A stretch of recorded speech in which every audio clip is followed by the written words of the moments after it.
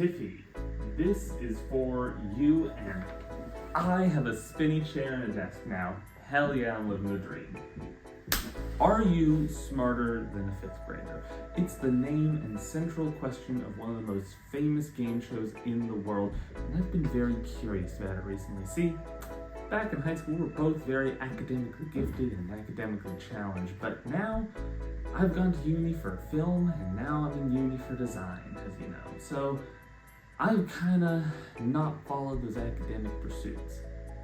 But I had those skills. I was good at those subjects.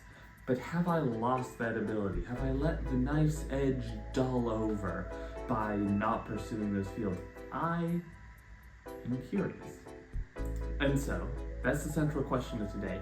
Am I still smarter than a 5th grader, or have I let those skills slip to a bad degree? Because you know what?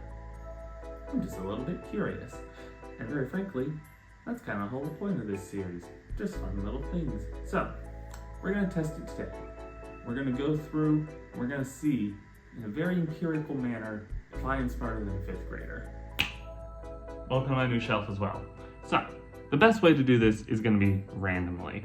And how we're going to do that is, I'm going to randomly select one of the normal school subjects that isn't art. And then I'm going to do an assignment from that school subject at a 5th grade level, and if I can complete it successfully, hell yeah, smarter than a 5th grader. And if not, I should probably put in a bit more review. So, let's go figure out what subject and what assignment that I actually am going to be doing. Ooh, looks like I've landed in the kitchen. Great timing, I'm cooking dinner. So, I've made a little wheel picker here with the 4 subjects that are pretty standard across secondary schooling or high schooling, whatever you call it. And it's English, history, math, and science. So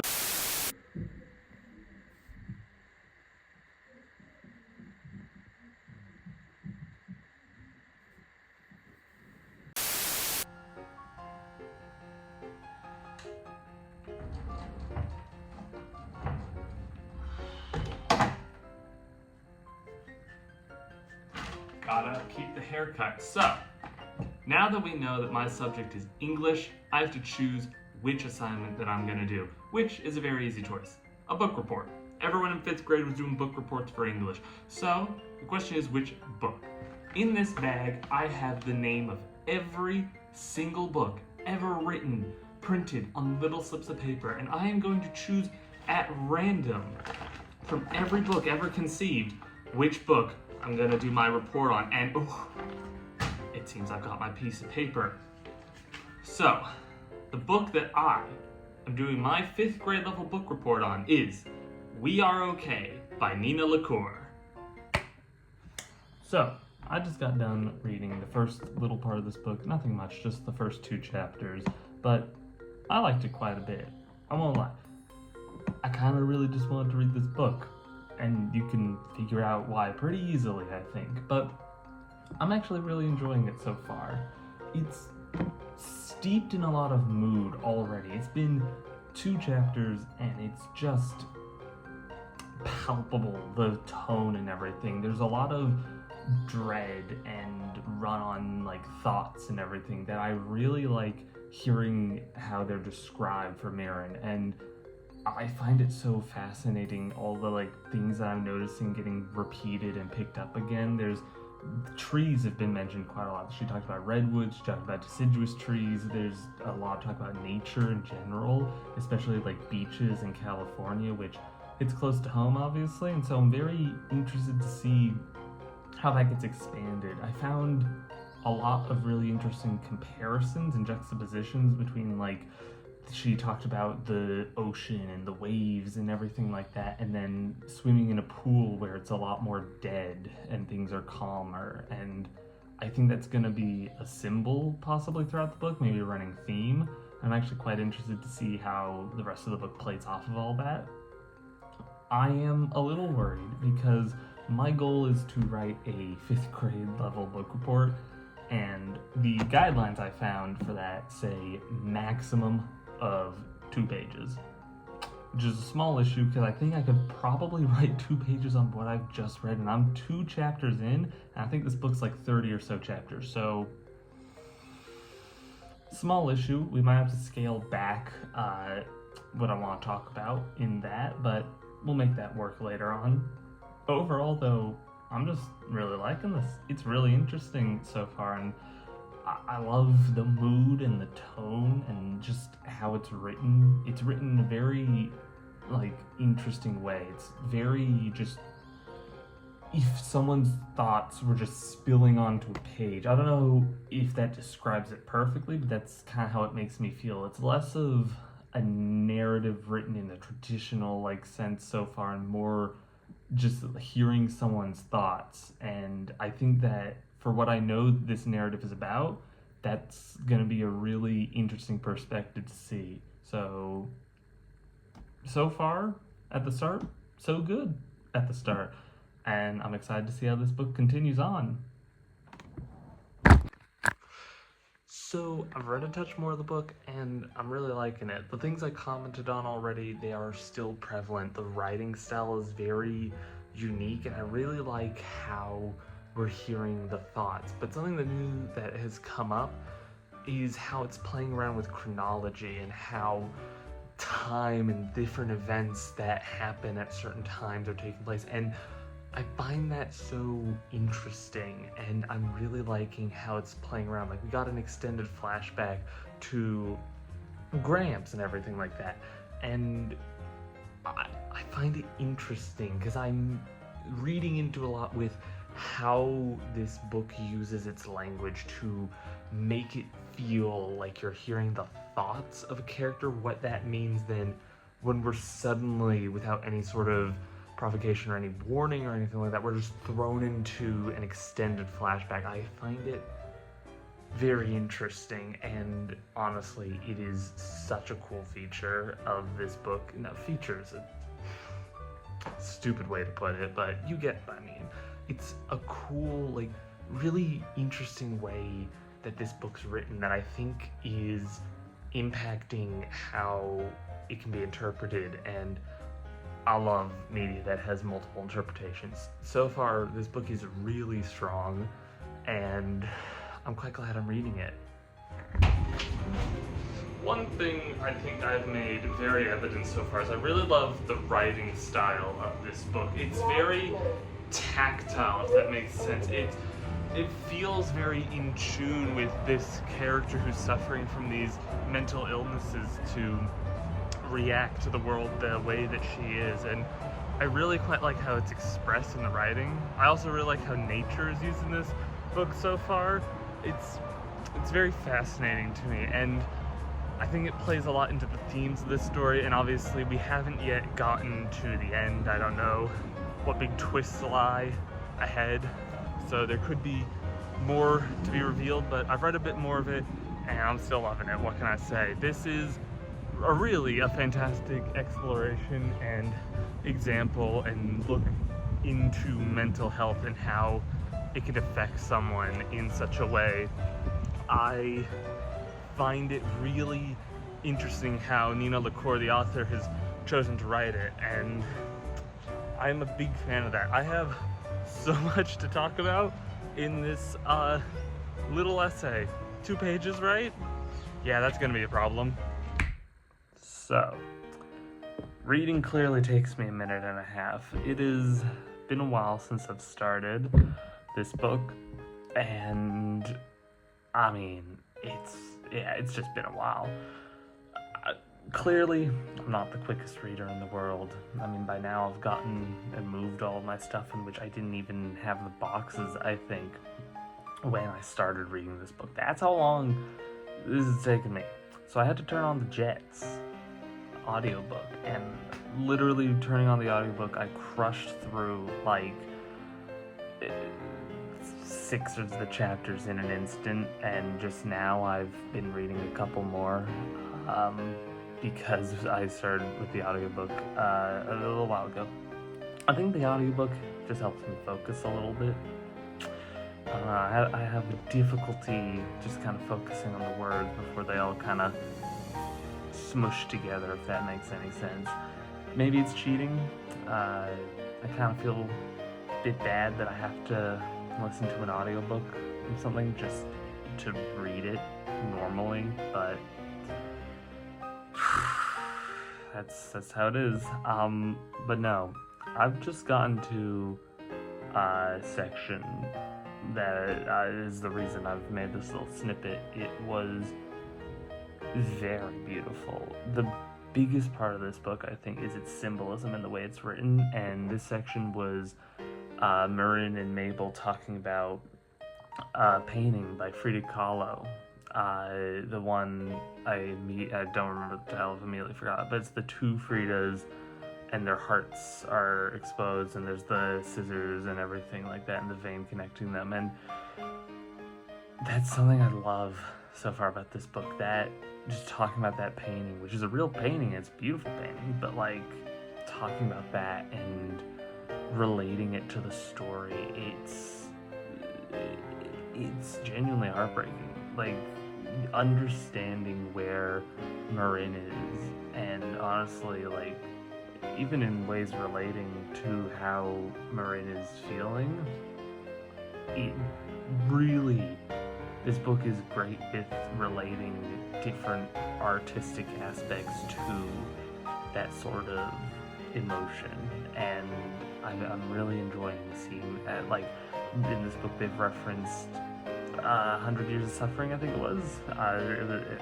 Again, terrible with names, great, but like they've talked about that and relating to grief and everything, and like it's worked in such a natural way. Nina LaCour in this book has such a really interesting sentence structure and prose and everything that it's really, like, at moments it's very slice of life, it's very heartfelt, it's very wholesome, but then in an instant it just crushes you. And I love reading it. Like this is obviously it's pinging back and forth between the summer and now, and like the way it's that she's able to toe the line so effectively between just the before when things were all right and now when things are just crushingly depressing at times. Like it is a really impressive feat, and I love reading it and seeing it in action. It is beautifully written and genuinely made me tear up. Like this book is fantastic. So I'm very excited to keep going. Here's hoping now that I've got the audiobook and my poor attention span can focus a little bit, I can get quicker to reading it and finishing this little Tify, because I've had this idea for quite a while. When I first thought of Tify, I thought of a couple videos in particular, and this was one of the original. I think I thought of like 2 or 3 instantly off the top of my head, and this was one of them. And that was back in, I want to say October, end of September last year. So I've had this idea for a while. I've wanted to do this for a while, and now I'm really excited to actually finish the book, because it's a good book, and I think this will be fun. Let's see how this goes. So there's a part of this book I haven't really talked about in this video so far, and now is a very appropriate time to talk about it a little bit. It is the great mystery of this novel, what Gramps did, the thing that Marin has been referencing throughout this whole book that has been crazy and unexpected and genuinely awful, and the sort of thing that Marin can't stop thinking about. And it's what has led to such an intense response from her emotionally and psychologically. And I just finished reading the section where it went over what happened, and yeah, what the hell? I will not lie, I was not anticipating everything. Like the great reveal of Birdie being Marin's mom, and not only just that, but him lying for decades, and it genuinely has taken me aback. There was nothing that like prepared me for that twist, because the whole time Marin and Grimes have a very interesting relationship, but it never seems cold. At most it seems distant and like withdrawn, but this is something else. This is like, it is traumatic, for lack of a better word. And it's like, I was thrown for such a loop, and part of what makes this so impactful, genuinely, is the writing. Nina LaCour, throughout this whole book, has just been a master. I also read tonight this beautiful part where it talked about Marin and Mabel first having sex on the beach and everything, and then it paralleled that with them sleeping at the groundskeeper's house at night, and just the way that she writes all these emotional segments, like, it's genuinely beautiful and heart-wrenching, and like, the whole time I want so badly for things to work out. Nina LaCour is very good at writing this situation where I want things to get better, but I just know that there's something heavy there. She's so good at writing like the dark pit of something that you know has to be dealt with, but you just want to ignore at times. When Marin and Mabel are sleeping together in the bed, they're holding each other close, and it's warm, and the morning after they're happy, and they're making chili and everything. Like, you want to just ignore the dark pit. You want to imagine it's gone, but then you remember Mabel's got a boyfriend now, and he's a guy, you know, and he's a person. We don't hear much about him, so he's not much of a character, but you get the point. Like, Mabel's got someone in her life that has taken that sort of relationship from Marin, so they can't just ignore that. That's not gonna happen. But this whole time that I'm reading, I'm like, oh, I just really want that to happen. But then it gets to the biggest thing that I've wanted to have happen this whole book, which is obviously explaining what happened. And oh god, did it literally leave me speechless and throw me for a loop. I only have about 40 pages left of this book, so very frankly, I should be finishing it pretty soon. And if I finish it pretty soon, that actually means I should be writing it pretty soon. This is gonna be a clusterfuck of an essay. There is too little space for everything, because, oh god. But I can't lie. I have a little sneaky trick up my sleeve. I think I've got something, but I'll leave it a surprise for now. For now, I think it's time that I finish this book.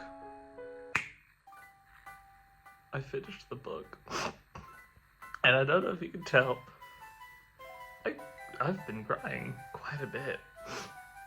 In fact, the whole last chapter, no, more than the last chapter, the last couple chapters just destroyed me. But holy fuck. I wish I had something more insightful to say, more nuanced, but genuinely holy fuck.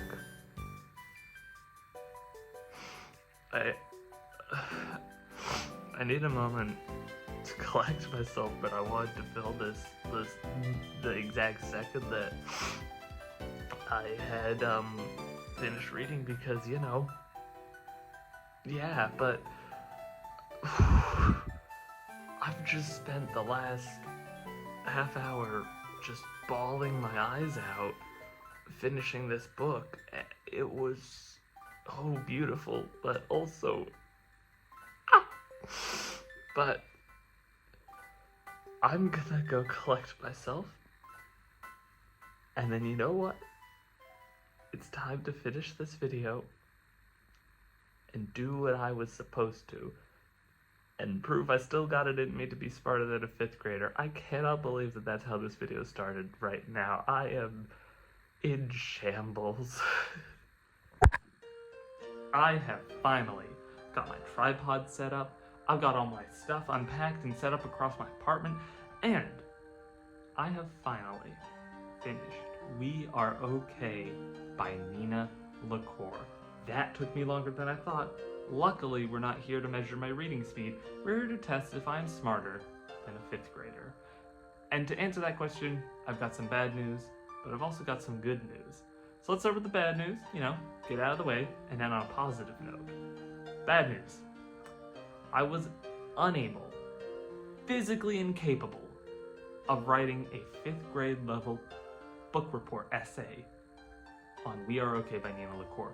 And I just, come on, do you blame me? You could probably tell watching this video, you could probably tell in the first 5 seconds of me saying that was my idea, that absolutely not, that was not going to occur. And you know what? Yeah, I read the first couple of chapters and I knew in my heart of hearts, oh, there's too much. There's too much to talk about already. And this book is 30 chapters long and I'm on chapter 2, goddammit. Oh no. So, yeah, look, I wasn't able to write the essay. That's the bad news. But, there's good news. See, I wasn't able to write the essay, so I got to thinking. I used my little brain. Oh, and I got an idea. See, those neurons, they bounced back and forth, and they thought, what's a little more impactful, meaningful, important than just writing a rinky-dinky little one-page essay on a book that you truly love? See, that idea, on paper, sounds fun, but ultimately a little silly and not really weighty enough for this, but a deep and meaningful conversation initiated by a video that was a surprise to you about a book or a piece of media, really, that you just love and adore, something that's so meaningful and deep and connected to you, to the point that you got me to sign a piece of paper by the author because you couldn't meet the author and you didn't have the book to give me, but you needed something from them because of how meaningful the book was, so you had me sign that and give them a note. See, that is a very, very important piece of media to a person, not the sort of thing that you should just have a little rinky-dink essay on. See, that's something you need a proper, full-length, possibly hours-long discussion, dissecting the themes of the book, dissecting what happens, dissecting the impact and the meaning, and well, this is an open invitation to that discussion. See, I think that there's too much to write about, but there's no limit to how much I can talk. I have a YouTube channel. Of course I can talk for a goddamn while. And I think that you can talk for a while about this book too. It is rather important. So, like I just said, this is an open invitation. Please, when we next talk, you know what we're talking about. We Are Okay by Nina LaCour is on the menu, and if I had to guess, you're probably a bit excited right now. I am too, because oh my god, the amount of times I had to bite my tongue reading this book. I had to restrain myself from picking up the phone and calling you because it was so good. I wanted to talk to you in that exact moment. Oh, fuck. It was intense. So, trust me, I am very much looking forward to this conversation because there is just too much to say. This was a fantastic book, and I think I've made a decision here that's a little bit smarter than writing a little rinky-dink essay on such an impactful and meaningful and important book, which, if this is a decision that is smarter than writing a little rinky-dink essay that was designed for 5th graders, and this decision is smarter than that, you see where I'm going with this, right? Not only have I made the smarter decision, I feel, that is more impactful and meaningful for us, I've also made the decision that's smarter than a 5th grader, meaning I've answered my question whilst doing the better option, which, last I checked, win-win. Oh, so, I see this video as an absolute success. I might not be the most linguistically smart, I might not have the mathematical edge I once had, but that doesn't mean I don't use my noggin. I'm still using it for some important stuff. And you know what? This is pretty important. So, I can't wait to talk about the book. Bye.